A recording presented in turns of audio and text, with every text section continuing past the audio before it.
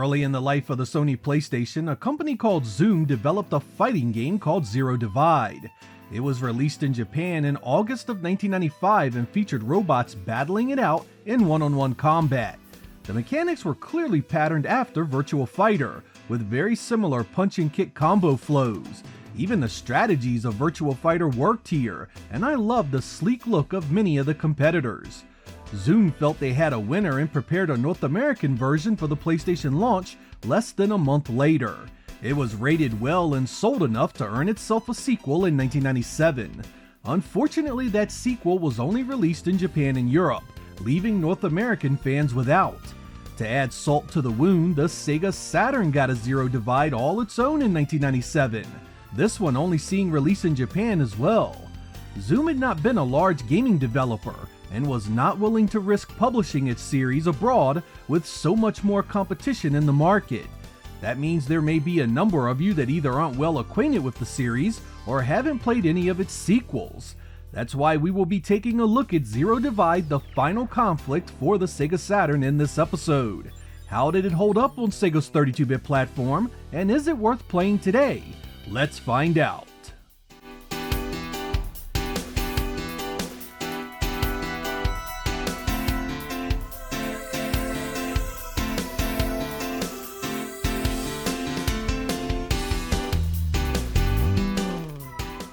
At first glance, the story of this one makes you think it's giant robots fighting it out on alien worlds.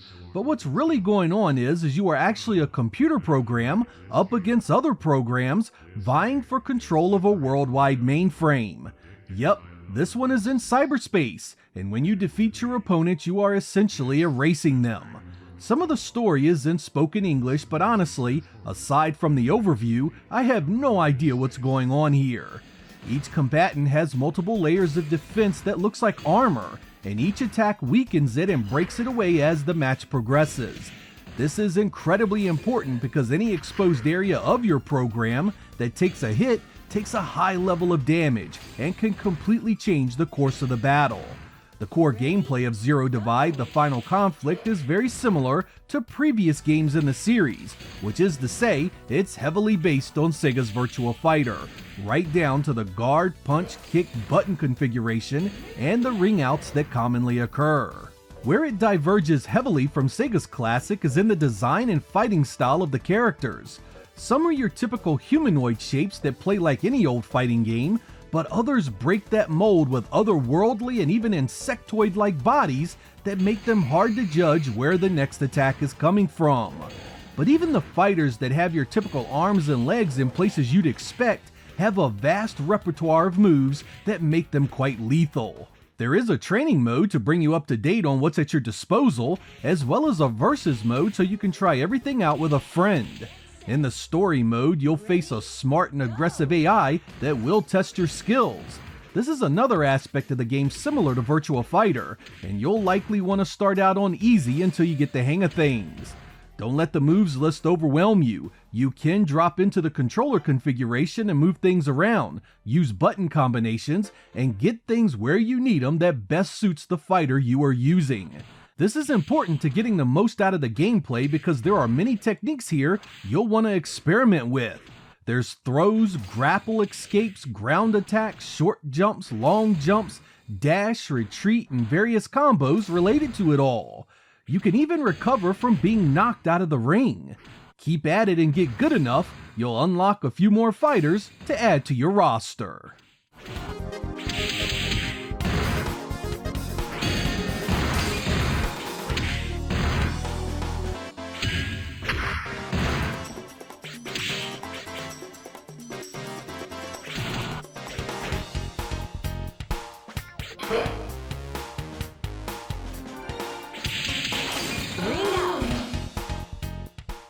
With Zero Divide coming to the Saturn in 1997, Zoom had its work cut out for it visually. By the time this hit in November of that year, Virtua Fighter 2 had been out for nearly 2 years, and other powerhouse 3D fighters like Dead or Alive and Last Bronx were already out. So how does it fare against those titans? Pretty damn good actually. I was very impressed with the animated backgrounds here, some of which featured multiple scrolling layers that look wild in a 3D fighter. Some stages use walls to partially and fully enclose the fighting arena. Many of these have a substantial feel to them beyond the simple fences seen in the likes of Fighting Vipers. These arenas range from your typical square platforms to more varied geometry that can really affect how the matches go. For instance, get into an arena where the area is a long rectangle, and you'll often find yourself with your back to the wall if the AI rushes you. I also thought the design of the fighters were cool. Aside from the armor that gets destroyed, there is an electric glow to each one underneath. The only things I can say I didn't enjoy here in regards to the visuals are the mesh shadows, some of the pixelation on the walls, and a few of the color choices made. I mean, the all pink stage is a bit much, don't you think? Some more color in there would have been appreciated. Overall, however, you have to really appreciate the high resolution and blazing performance. The art is quite a bit different from other fighting games on the Saturn, but this still maintains an impressive technical showing. It's one of the few 3D games that translate it really well from the PlayStation, giving you a small but important taste of what could have been had other developers accomplished as much. Unfortunately, this was Zoom's only game for the Sega Saturn. Ready? Go!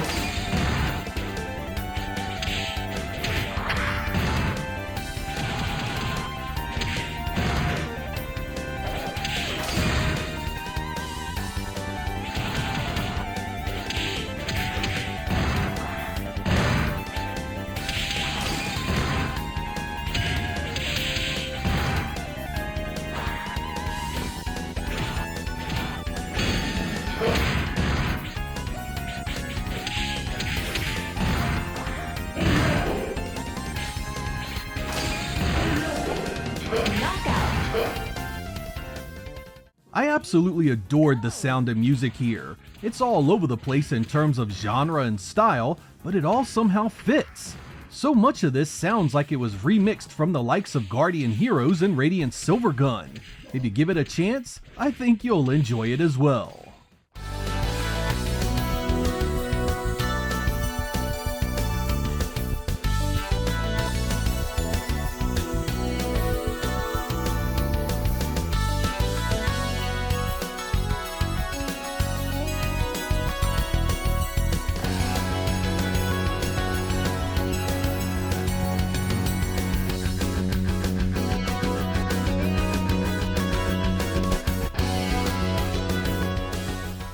As a fan of Virtua Fighter's gameplay, I came away from Zero Divide here absolutely loving it.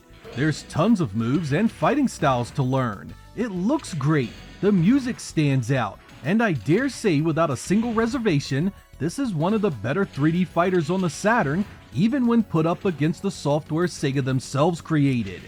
It also shines in the multiplayer department. Get two people together that enjoy Sega-style combat, and this can fill hours of your time. The humanoid forms are fairly easy to gauge, but the other designs are a bit more mysterious, and you often get caught by moves you didn't see coming. There's a certain level of discovery in that, and it adds a lot to the play experience. I think one of Zero Divide's largest issues, and a weakness not easily overlooked, is its lack of personality. These programs don't have the appeal of, say, your favorite Street Fighter or the guys and gals from Tekken.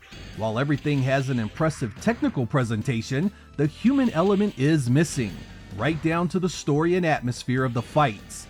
It's almost as if this game takes the boss characters from a bunch of different fighting games and puts them all against one another. That also concerns the difficulty of Zero Divide. The AI here is smart, loves to counter your combos and throws, and even on easy, can pulverize newcomers.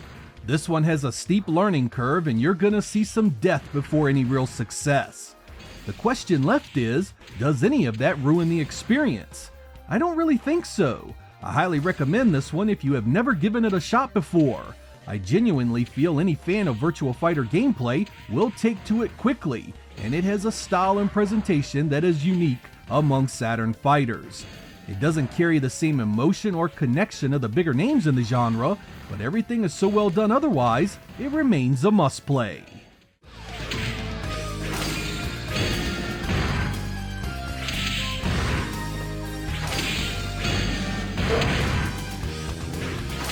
New record!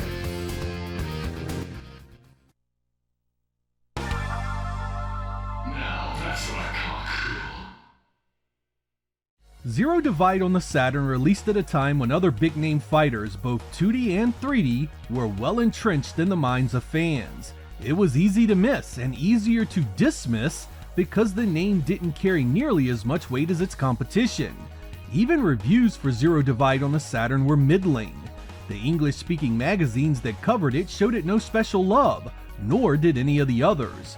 That means the Saturn version of Zero Divide was a Japanese exclusive that wasn't given much respect and faced a huge amount of competition. It honestly didn't really stand a chance. If you are among the many that have never tried it, I think you may find a lot here worth investigating. It won't win over any Virtua Fighter haters, but it's just as deep and engaging. I also recommend you look at the PlayStation versions of the series. They play great themselves and have some pretty impressive visuals.